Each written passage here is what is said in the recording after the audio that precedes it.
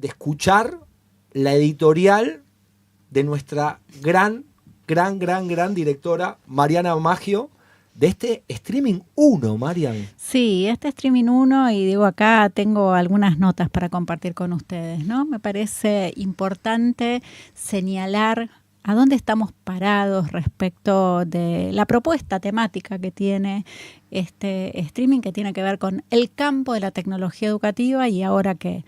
Y elegimos esta parada, entre otras cosas, porque el Seminario 1 que estamos recorriendo en este momento, con Jimé como docentes, con Jazmín como estudiante, nos ubica en esta cuestión, ¿qué es este campo?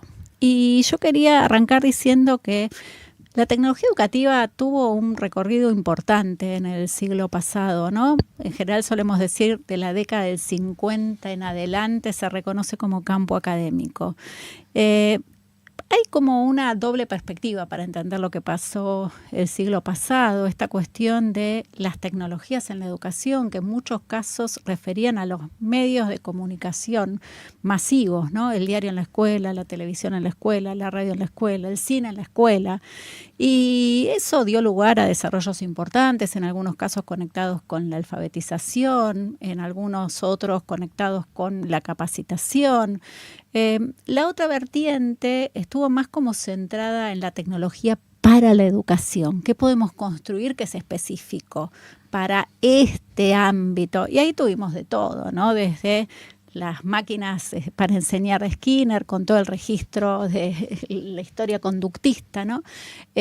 Hasta los desarrollos, si quieren, más cercanos a la finalización del siglo, que ya tenían que ver incluso con el desarrollo de software educativo en esas PCs que todavía usábamos. Creo que la terminación del siglo nos ubica como en 3 puntos importantes que hoy quiero rescatar en esta primera editorial. La primera, aprendimos que no da lo mismo una tecnología u otra. Muchas veces a lo largo de la historia solemos como escuchar esto que se repite, que es, bueno, las tecnologías son medios para fines y entonces lo que importan son los fines. La realidad es que hace rato que sabemos que las tecnologías integran las tramas en las que se construye el conocimiento y, como ya lo dijeron hace tanto tiempo Burbueles y Callister, reconfiguran los fines. Entonces no hay tal simplismo. La segunda cosa que todos los años volvemos a escuchar, le decimos, ¿puede ser que nos esté pasando esto de nuevo? Las tecnologías no son para motivar a los chicos, para que aprendan cosas que no quieren, que no les gustan, etcétera, etcétera, para que aprendan lo que no quieren aprender.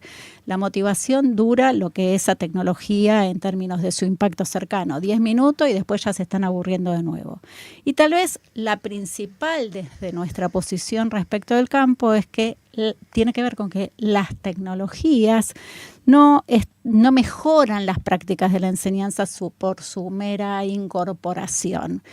Entre otras cosas, porque para todos los que estamos en la mesa, que estudiamos en su momento a Gary Festenbacher, las relaciones entre enseñanza y aprendizaje no son causales. Entonces, uno podría decir, entramos al siglo, sabíamos todo esto y decíamos, bueno, acá hay un campo consolidado, de acá nos vamos a agarrar para hacer tecnología educativa en el siglo XXI, circulaba esta idea de las habilidades y entonces vamos a promover la comprensión, la colaboración de maneras mejores a las que todo cambió. Y acá es donde nos estamos ubicando para las charlas de este día, acá es donde nos estamos ubicando para pensar y ahora qué.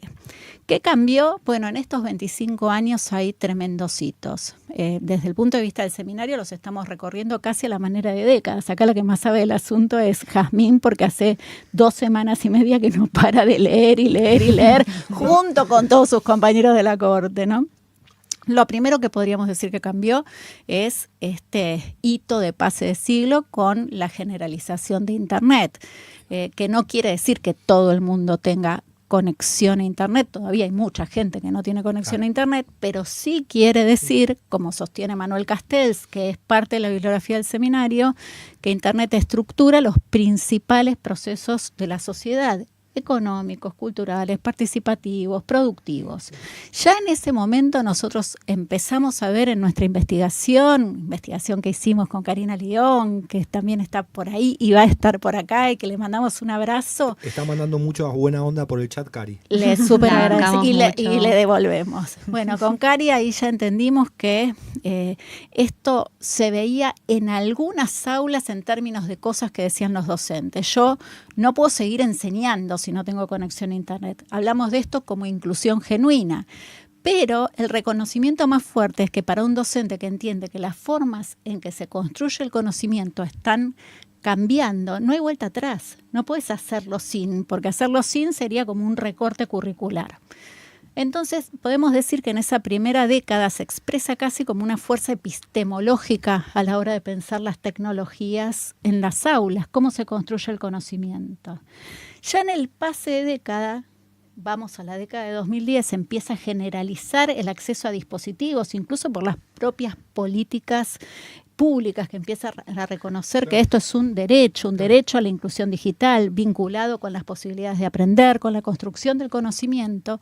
Y ahí empezamos a advertir, Michelle Serres en Pulgarcita nos ayudó muchísimo, que hay un sujeto que aprende, que estudia, que tiene otra cabeza. Y esa cabeza no quiere escuchar esto, ni un editorial de 10 minutos te aguanta, ¿no? No quiere escuchar el libro dicho.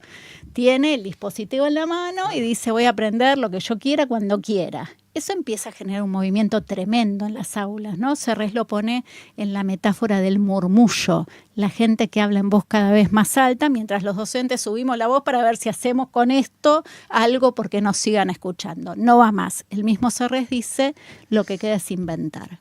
Y ahí, en el tramo de este siglo, empezamos a reconocer, además, que hay una revolución mental, como dice Barico. Está moviéndose todo, está cambiando la realidad.